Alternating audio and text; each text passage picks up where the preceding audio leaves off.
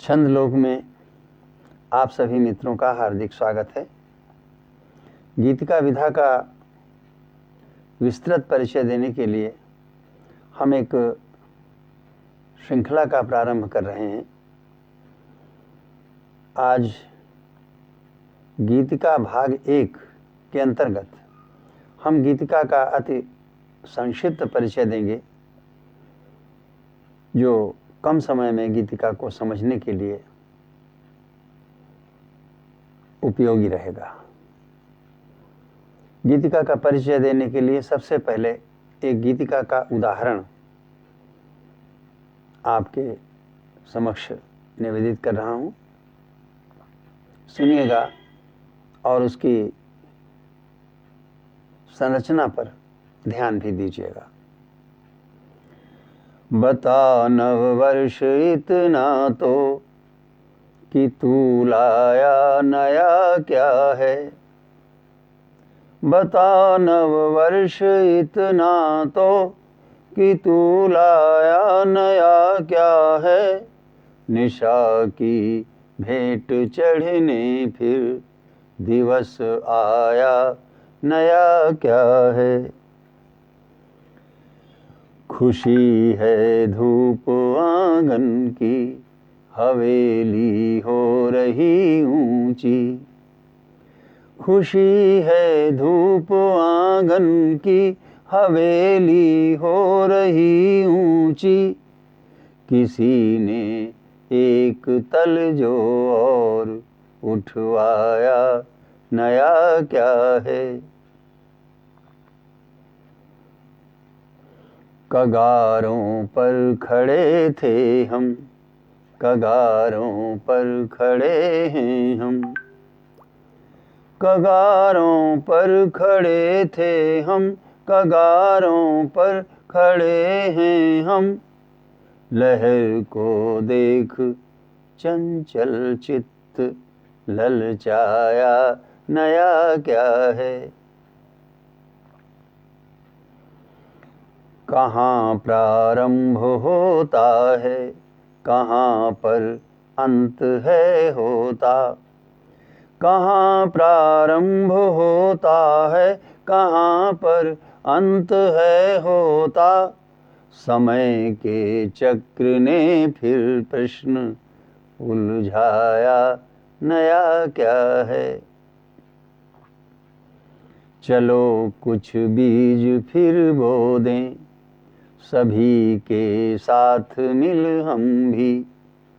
चलो कुछ बीज फिर बो दें, सभी के साथ मिल हम भी। करेंगे कल पता नीरो कि उपजाया नया क्या है। बता नववर्ष इतना तो कि तू लाया नया क्या है। निशा की भेंट चढ़ने फिर दिवस आया नया क्या है। अब इसी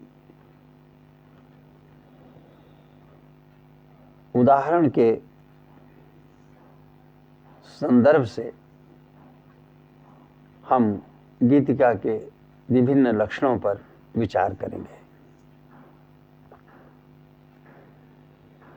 गीतिका एक विशिष्ट काव्य विधा है, जिसमें दो दो पंक्तियों के जोड़े होते हैं, जिनको हम युग्म कहते हैं। गीतिका की सभी पंक्तियां एक ही लय में होती हैं और वह लय किसी हिंदी छंद पर आधारित होती है। उस छंद को आधार छंद कहते हैं। गीतिका का आधार छंद हिंदी का मापनी युक्त और मापनी मुक्त, मात्रिक या वर्णिक छंद हो सकता है।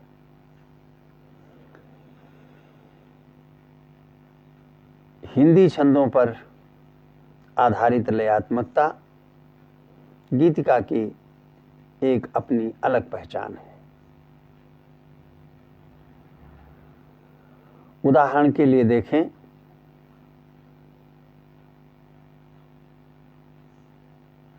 गीतिका की पहली पंक्ति को, बता 9 वर्ष इतना तो कि तू लाया नया क्या है।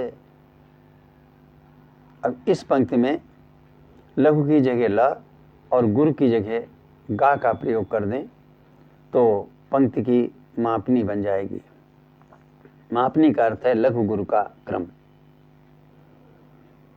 बता 9 वर्ष लगा गा गा स इतना तो लगा गा गा कि तू लाया लगा गा गा नया क्या है लगा गा गा। अब मापनी बन गई, लगा गा गा लगा गा गा लगा गा गा लगा गा गा।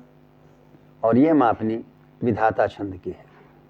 जिन छंदों की मापनी है उनको तो हम इस प्रकार से प्राप्त कर सकते हैं, लेकिन जिनकी मापनी नहीं है उनको हम लक्षणों से प्राप्त करते हैं। तो इस उदाहरण में जो आधार छंद है वो मापनी युक्त मात्रिक विधाता छंद है। इसी प्रकार हम मापनी मुक्त मात्रिक छंदों का प्रयोग कर सकते हैं।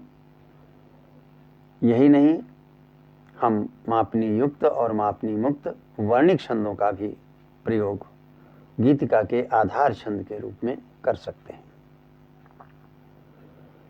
अगली विशेषता है हिंदी भाषा व्याकरण। गीतिका में हिंदी भाषा व्याकरण ही मान्य है। हिंदी भाषा में प्रमुखता हिंदी के शब्द होने चाहिए, लेकिन उसमें अन्य भाषाओं के शब्द स्वल्प मात्रा में यथारुचि प्रयोग किए जा सकते हैं, लेकिन उन शब्दों पर व्याकरण अनिवार्यतः हिंदी का ही लागू होगा। व्याकरण के अतिरिक्त भाषा के संस्कार भी होते हैं जो उसको पहचान देते हैं। ये संस्कार भाषा के इतिहास के साथ उससे जुड़ते जाते हैं और अंत में ऐसे गुथ जाते हैं जैसे व्यक्ति के साथ व्यक्तित्व गुथा हुआ होता है, ऐसे ही भाषा के साथ उसके संस्कार गुथ जाते हैं। तो भाषा की मुख्य पहचान उसके संस्कारों से और उसकी व्याकरण से होती है। इसलिए गीतिका में जब हम हिंदी भाषा का प्रयोग करें तो हमारा प्रयास रहे कि हिंदी के संस्कार भी उसमें हों और हिंदी की व्याकरण अनिवार्य रूप से प्रयुक्त हो। अभी जो उदाहरण मैंने दिया है उसमें उर्दू के कुछ शब्द आए हैं। खुशी है धूप आंगन की, हवेली हो रही ऊंची। खुशी और हवेली ये मूलतः फारसी के शब्द हैं, लेकिन उर्दू में अरबी और फारसी के ही शब्द सम्मिलित होते हैं जिससे उर्दू बनती है। तो मोटे रूप में हम कह देते हैं ये उर्दू के शब्द हैं। तो खुशी और हवेली शब्द हमने उर्दू से लिए हैं। हमें लगा कि इन शब्दों के प्रयोग से हमारी अभिव्यक्ति सुगम हो सकती है, सहज हो सकती है, हमने प्रयोग कर लिया। ऐसे ही कोई रचनाकार प्रयोग कर सकता है, लेकिन इन शब्दों पर व्याकरण अनिवार्यता के साथ हिंदी का ही लागू होगा। अब देखें कि जो दो दो पंक्तियों के जोड़े बनते हैं जिन्हें हम युग्म कहते हैं, उनकी संरचना क्या है। उसमें जो पहला युग्म होता है उसको मुखड़ा कहते हैं और मुखड़ा से तुकांत का निर्धारण होता है। उस तुकांत का पूरी गीतिका में अनुपालन होता है और यह अनुपालन इस प्रकार होता है कि मुखड़ा के अतिरिक्त जो अन्य युग्म आते हैं उसमें पहली पंक्ति अतुकांत होती है और दूसरी पंक्ति समतुकांत होती है। समतुकांत का अर्थ है वही तुकांत जो मुखड़े से निर्धारित हुआ है।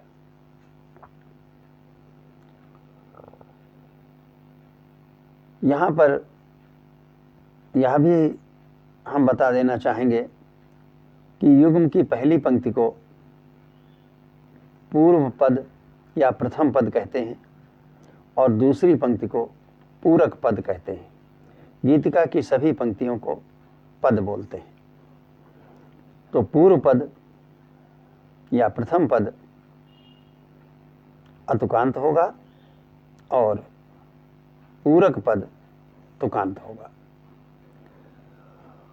अपने उदाहरण से हम देखें तो पहला जोड़ा, पहला युग्म है, बता न वर्ष इतना तो कि तू लाया नया क्या है, निशा की भेंट चढ़ने फिर दिवस आया नया क्या है। तो इसमें दोनों पंक्तियों का अंतिम समभाग जो है वो है आया नया क्या है, यही तुकांत हो गया। और इसमें दो भाग हैं, एक शब्दांश है जो स्वर से प्रारंभ होता है, वह है आया, और उसके बाद शब्द समूह है नया क्या है। तो जो शब्दांश है आया यह समांत कहलाता है और उसके बाद जो शब्द समूह आता है नया क्या है यह पदांत कहलाता है। तो इस प्रकार समांत और पदांत के योग से तुकांत बनता है। यह गीतिका के सभी युग्म की दूसरी पंक्ति में यथावत रहेगा, इसमें कोई परिवर्तन नहीं होगा। जैसे दूसरे युग में है किसी ने एक तलजो और उठवाया नया क्या है, उठवाया नया क्या है, आया नया क्या है। इसी प्रकार तीसरी पंक्ति में है लहर को देख चंचल चित्त ललचाया नया क्या है, वही हो गया आया नया क्या है। और चौथे युग्म की पूरक पद में समय के चक्र ने फिर प्रश्न उलझाया नया क्या है, अंतिम वही भाग है आया नया क्या है।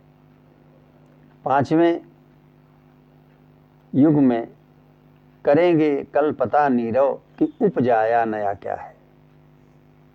तो उपजाया नया क्या है में अंतिम संभाग आया नया क्या है ज्यों का त्यों आया है। इस प्रकार गीतिका के प्रत्येक युग की पूरक पंक्ति में, पूरक पद में तुकांत वही रहता है जो मुखड़े से निर्धारित होता है। अब हम बात करेंगे कथ्य की या अभिव्यक्ति की। तो गीतिका की अभिव्यक्ति कुछ ऐसी होती है कि प्रत्येक युग्म अभिव्यक्ति में स्वतंत्र और पूर्वापर निरपेक्ष होता है। स्वतंत्र का अर्थ यह है कि किसी भी युग्म का कोई भी विषय हो सकता है, इसके लिए वो स्वतंत्र है। और पूर्वापर निरपेक्ष का अर्थ होता है कि कोई युग्म अपने अर्थ के लिए किसी दूसरे युग्म का मुखापेक्षी नहीं होता है, वह अपने अर्थ को व्यक्त करने के लिए स्वयं सक्षम होता है, पर्याप्त होता है।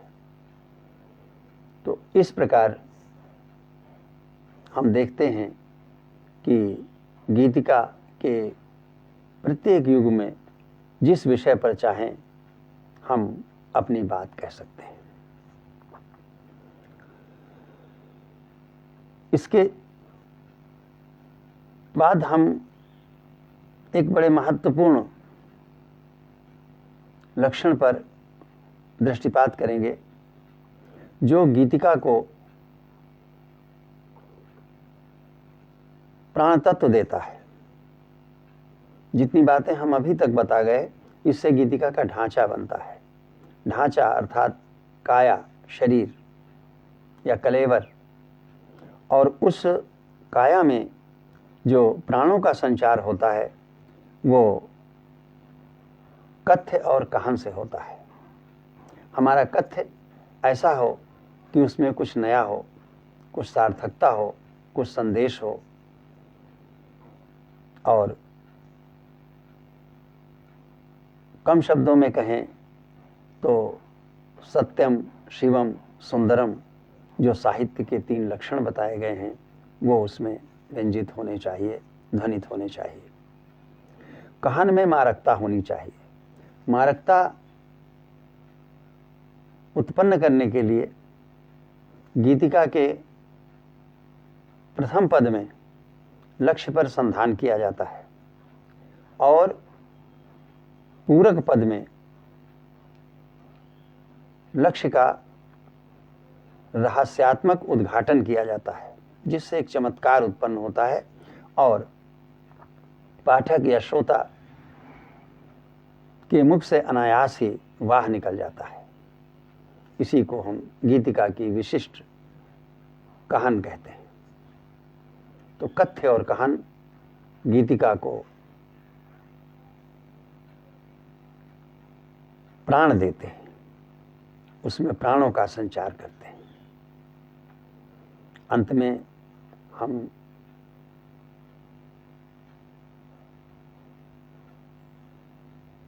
यह भी बताना चाहेंगे कि गीतिका का एक रूप अनुगीतिका भी है।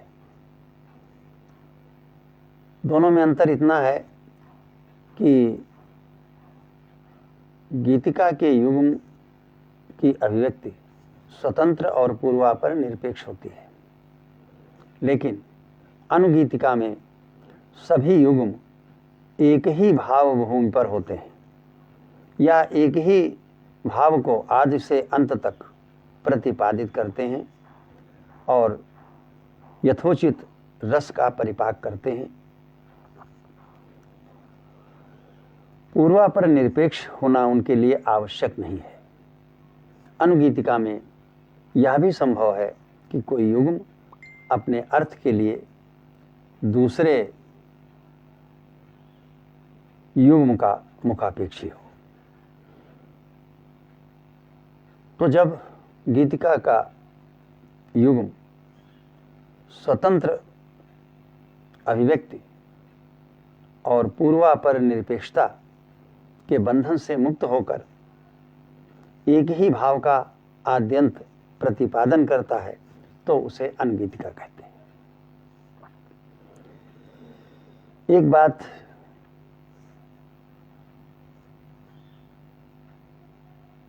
छूट गई है, उसको हम अंत में बता करके पूरा करना चाहेंगे कि गीतिका का जो अंतिम युग होता है उसको हम अंतिका कहते हैं, लेकिन उसमें यदि रचनाकार का उपनाम आता है तो उसको हम मनका या मणिका कह देते हैं।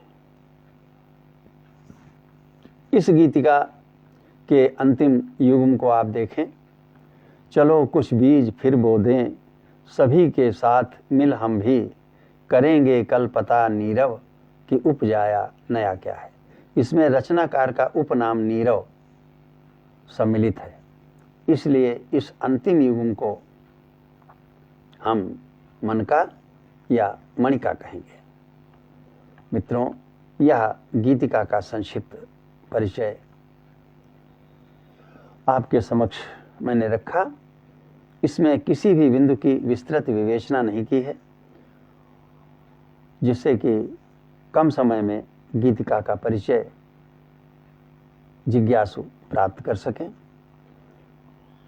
और इसमें जितने भी बिंदु आए हैं प्रायः हम सभी पर अलग अलग एक वीडियो प्रसारित करेंगे, जिसमें हम प्रत्येक बिंदु की विस्तृत चर्चा करेंगे।